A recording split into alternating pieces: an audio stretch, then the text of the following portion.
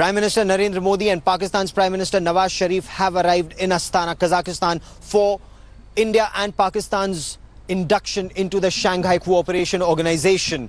Now, in the Pakistani camp, I put this question to Pakistan's Prime Minister Nawaz Sharif twice as he entered Pakistan's hotel, whether Pakistan is keen on talks with India and what will those talks be all about. But Pakistan refuses to answer that question, at least as of now. But those in Pakistan camp say Pakistan is keen on talks with India. In fact, the talk in Pakistan is that China and Russia are both, asking India to talk to Pakistan. But India has made it very clear. The ball is now in Prime Minister Narendra Modi's court, who's made it extremely clear that talks and terror cannot happen simultaneously, and Pakistan will have to take decisive action against India-centric terror for resumption of comprehensive bilateral dialogue. With cameraman Kirpal Singh in Astana, Kazakhstan, Gaurav Sawant for India Today. And let's go straight across to Astana in Kazakhstan. Gaurav Sawant joining us live. Gaurav, we saw you there shooting a question to the Pakistan Prime Minister. Obviously no answers. You know, he knows what's going on as far as his country is concerned. He knows how India has been snubbing Pakistan, on all international fora. There was no way he was going to respond to such a sharp question. But that is the atmosphere, Gaurav. Your question has illustrated what Pakistan is really all about, an exporter of terror.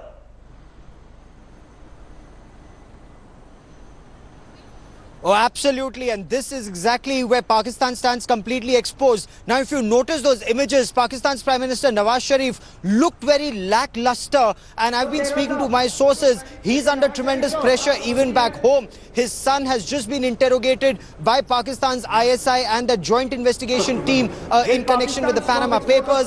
There is pressure not just on his son Hassan, but also on daughter Mariam in Pakistan. So with that pressure on Pakistan's Prime Minister within, he'd want to go away with some big takeaway from Astana, whether it's, reaching out to the Indian Prime Minister or the Indian Prime Minister reaching out to him, or as sources say, that he may try to rake up the Kashmir issue. Though this is a forum for regional cooperation, but Pakistan may try and bowl a diplomatic googly from what we are learning. What we are also learning, Shiv, which is extremely interesting at this point of time, is that India is prepared. India gets to speak first. Yes. India's induction into SCO happens first, and then India speaks, then Pakistan's induction, then Pakistan speaks.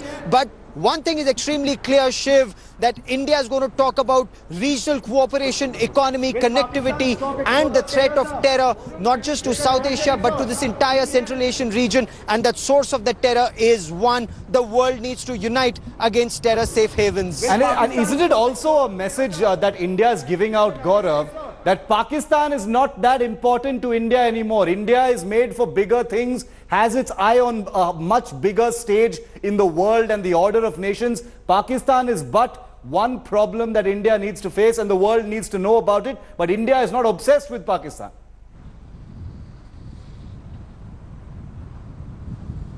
Shiv, you've hit the nail on its head. That's exactly what is India's take, that Pakistan is one little problem that India will deal with. And Pakistan is a problem not for India, but Pakistan poses a problem to the entire civilized world wherever there is terror. And Shiv, I tried to speak to Afghanistan's President Ashraf Ghani and to Afghanistan's National Security Advisor. They're also here. And from what sources are telling India today is that the relations between Afghanistan and Pakistan also extremely frosty at this stage, especially after that big terror strike in Kabul, in which more than 150 people lost their lives, more than 400 were injured, and Afghanistan has officially blamed Pakistan and Pakistan-based terror groups and ISI for that terror attack. So basically, Iran is also here, and Iran is also miffed with Pakistan and Pakistan-sponsored terror. So basically, India is telling the world, we'll handle our problems with Pakistan. You don't worry about that. What the world needs to worry about is the threat that Pakistan poses to the entire civilized world.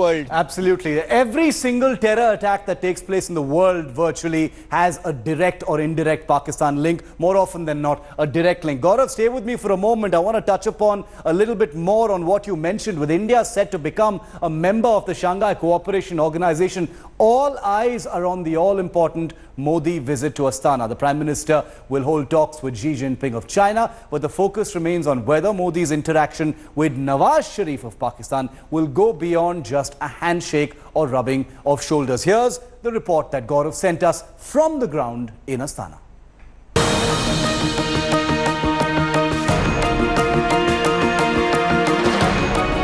Air India One touching down in Kazakh capital of Astana. The trip that's being billed as India's power push to get a seat at the diplomatic high table of the Shanghai Cooperation Organization.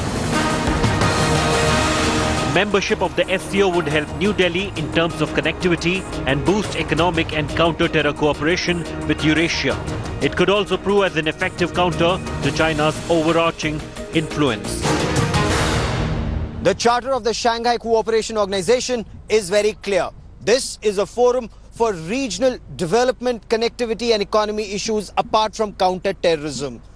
Beijing and New Delhi have both made it very clear, while India is within its rights to raise the issues of terrorism that affects this entire region, Pakistan is not in a position to raise the issue of Jammu and Kashmir, which is a bilateral matter between India and Pakistan, to be resolved in a terror-free, peaceful environment through dialogue. But subcontinental geopolitics will take center stage in Asia. Prime Minister Modi is set to hold talks with Chinese President Xi Jinping. A handshake with Pakistan Prime Minister Nawaz Sharif may also be on the cards, though formal talks may be off the table. This is a region which is full of resources, which is historically connected to India. We have been actually part of the same history from, I think, millennia of years. How can we not be a member of such an organization which is just across in our extended neighborhood? So it was politically very satisfying for us to become a member of this organization. As India gears up to be a key member of the SCO, will Modi manage to address growing tensions with India's neighbors? All eyes on Astana. With Gaurav Sawant in Astana, Bureau Report, India Today. Want to bring Gaurav back in because he really is the man on the ground. He knows exactly what's going on there. Gaurav, there's been so much speculation over there might be a pull aside or a handshake or, a greeting across the room between Modi and Nawaz. Are you hearing anything from the Indian team, the Indian side, the Indian delegation about whether they have any specific plans or are they playing it by ear?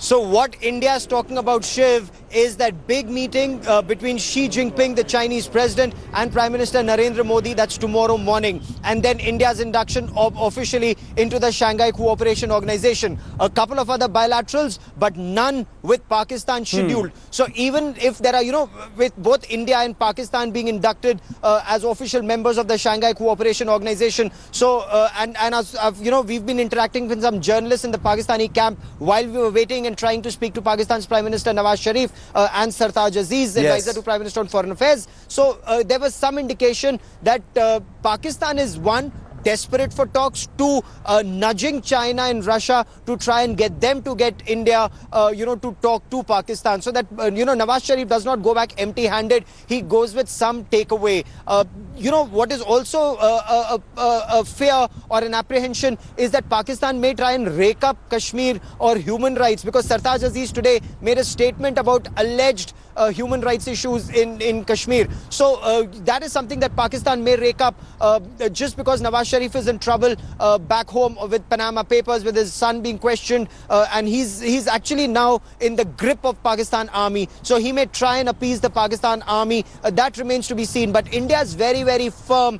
India's relations with Pakistan depend on Pakistan cracking down on India-centric terror. Gaurav, while you're there in Astana, and I know you've been keeping in touch with what's happening on the line of control, because it has a lot to do with what's going on over there. Nawaz Sharif is there pretending to be an international leader, but terrorists sponsored, trained by the army of his country are wreaking havoc on the line of control, but they of course are running straight into Indian army units. Gaurav, I'm going to come to you in a moment because two fresh infiltration bids have been foiled by alert Indian army troops along the line of control in Jammu and Kashmir's Naugam and Uri sectors today. In Naugam, which is in North Kashmir, the security forces gunned down 3 terrorists today, while 1 Jawan was martyred tragically in the gunfight. In Uri sector, let me repeat this. This is a crossfire that's taking place as you watch this India First broadcast. 5 to 6 terrorists tried to infiltrate into India in the gunfight that broke out between the armed forces and the terrorists. 2 Jawans were injured. They are out of danger. They're currently being treated. Well, according to the army, 4 infiltration bids aided by Pakistani army forces have been thwarted along the line of control in North Kashmir and in Uri in the last 48 hours alone. And that included attempts to infiltrate in Gurez, in Machil, in Uri and elsewhere. In Machil, 4 terrorists were killed by army troops on late Tuesday night, early Wednesday morning.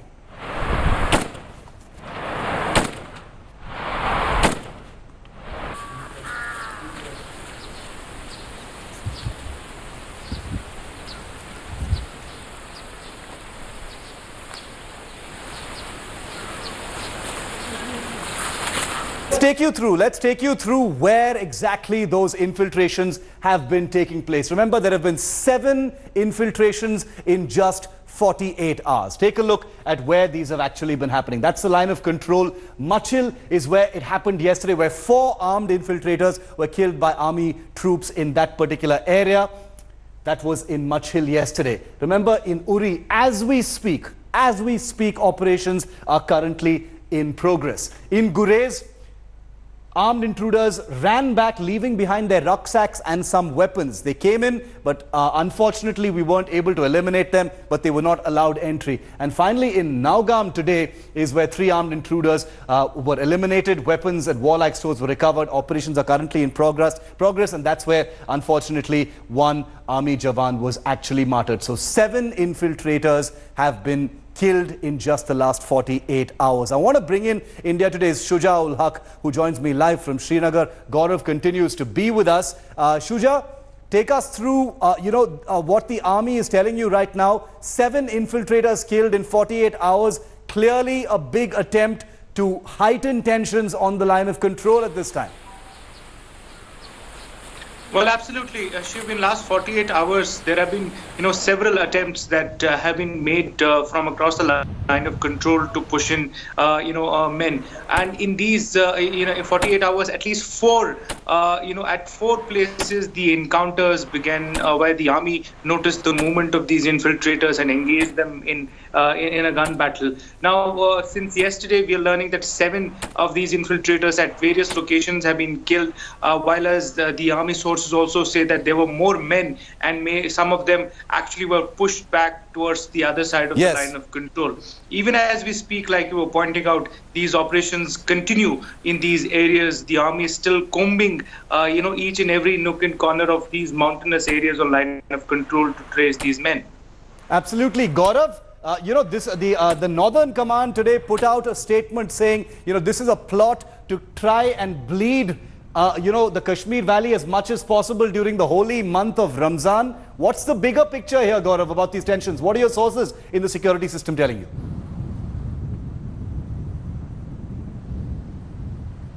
Shiv, there is a pattern to these terror attacks. There are elements in Pakistan who don't want India and Pakistan to engage at all. Even though India has adopted a very hard line, a tough posture on Pakistan-centric terror, Nawaz Sharif is trying to meet Prime Minister Narendra Modi. Every time Pakistan and India try and engage, there's a big terror attack just before that engagement. If you'd recall, the attack on the 45th Battalion of the Central Reserve Police Force, in which 4 hardened Pakistani terrorists were killed, was just before this SCO summit. But that is where Pakistani terrorists and their masters in Pakistan Army and ISI, they failed. So they tried again.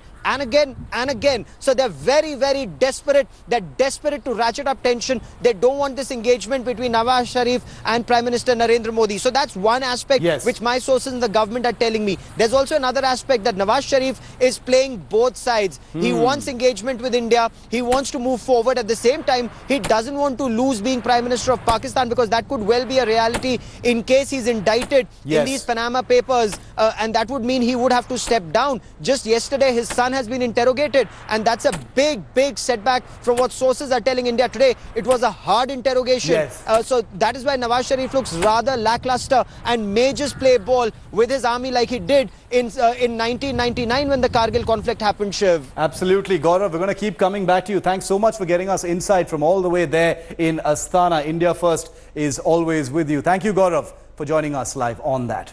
Well, back here in the country, the big political story. Well, Netas, you can never expect to keep India first. It's about the politics. Mandsaur in Madhya Pradesh is burning. Instead of probing who killed Mandsaur's farmers, Netas have now para-dropped themselves into the strife-ridden part of Madhya Pradesh. Congress Vice President Rahul Gandhi was on the front lines, starred in a series of VVIP high-handedness as Rahul not only arm-twisted his way in an attempt to enter Mandsaur, but staged a high-voltage political theatre, piece of political theatre where he was later arrested and then struck a deal with the Madhya Pradesh police to get bail and meet the farmers. Take a look.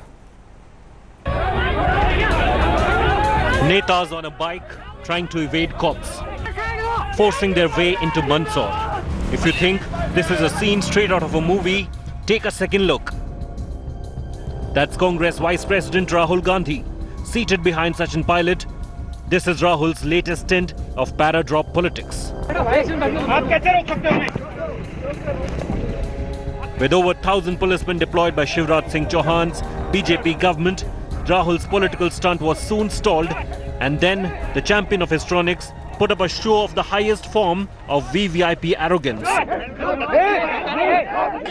Narendra Modi ji ने हिंदुस्तान के सबसे अमीर लोगों का 1,50,000 करोड़ रुपया माफ किया है। किसानों का माफ नहीं कर सकते, किसानों को सही रेट नहीं दे सकते, किसानों को बोनस नहीं दे सकते, किसानों को मुआवजा नहीं दे सकते, किसान को सिर्फ गोली दे सकते हैं, गोली। But the Madhya Pradesh police was in no mood to allow Rahul's tourism politics to take center stage. Coming down with an iron hand, Team Raga was soon taken into preventive custody. In anticipation of breach of peace, he has been arrested because the 144 is here and the curfew is in Mandsaur, so he has been arrested. But Team Raga was not deterred, denying all allegations of a photo op. हम सिर्फ यहाँ आए हैं कि जो किसान इस बर्बर गोली कांड के चलते इंतकाल जिनका हो गया है उनके परिवार से मिलने आए हैं. This smacks of political opportunism on your account. Opportunism. When people have been killed, when farmers are agitating, farmers are not aligned to any political party. They are agitating for their rights. We support the agitation, a peaceful agitation. Team BJP did not want to take it lying down. Far from the political arena of Mandsaur, BJP issued a stern warning. My strict warning to Rahul Gandhi, the inquiry that has been ordered will bring out the real truth of the Congress party. Meanwhile, CM Shivraj Singh Chauhan seemed far removed from the political theatre staged by his party and the Congress scion, singing a bizarrely diversionary tune. The CM said that his government is working for the humble kisan. मेरी सरकार किसानों की सरकार है, जनता की सरकार है. As Mandsaur is turned into a political arena, netas swooping in and out, all eyes have once again shifted from the farmers' cause to the antics of our netas. Once again, farmers are dying and netas are busy playing politics. With still no answer on who killed those 5 farmers, is India truly not a country for farmers? Bureau Report, India Today. Well, today the Agriculture Minister Radha Mohan Singh was a busy man. You'd think, of course, he must have been addressing meetings about the farmer crisis in Madhya Pradesh and the burning of vehicles and Maharashtra. But no, he was, well, wait for this, he was doing yoga. And when questioned by India Today about the Kisan Andolan, he reminded us of the Yoga Andolan.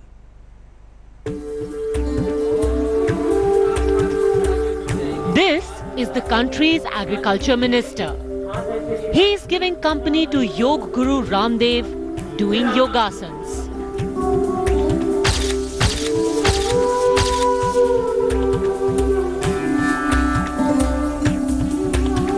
In Bihar, he is attending a 3-day yoga camp.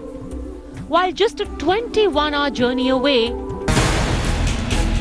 farmers of Madhya Pradesh are on the streets. Mandsaur simmered. The embers still hot after wanton violence on Wednesday. We thought we'd distract him from the yoga long enough to gauge his feelings on the issue of farmers' deaths. So what does he think of the Kisan Andolan? आंदोलन के बारे में क्या कहें? किसान का जोग आंदोलन चल रहा है यहाँ. Forget sympathy, forget relief. He had this to offer. और आंदोलन के बारे में क्या कहें? किसान का जोग आंदोलन चल रहा है यहाँ. ऐसे बयान अगर भारत के कृषि मंत्री देते हैं तो हमें तो कोई आश्चर्य नहीं लगता. ये तो वो पूरी तरह से संवेदनहीन है, यही जाहिर होता है. नहीं, वो उनकी जो है एस्केपिज्म था. किसान उनका प्रिय विषय नहीं है. उनका विषय प्रिय जो है वो योग है. रामदेव जी के साथ वो रहते हैं और इस तरह के प्रश्न वो राज्यसभा में भी और लोकसभा में भी दे चुके हैं, तो उनको वक्तव्यों को गंभीरता से नहीं लिया जाता. This shows the utter callousness of this government, and it's coming from the top. It's coming from the Modi policies. They had made so many promises to farmers when they wanted the farmer vote, and they have betrayed every single pledge that they had made. In the 72 hours since the protests have started, the government, he said, is with the farmers. But what message is being sent when at the peak of the farmer crisis, the man at the helm practices Maun Mudra on their troubles? Bureau Report, India Today.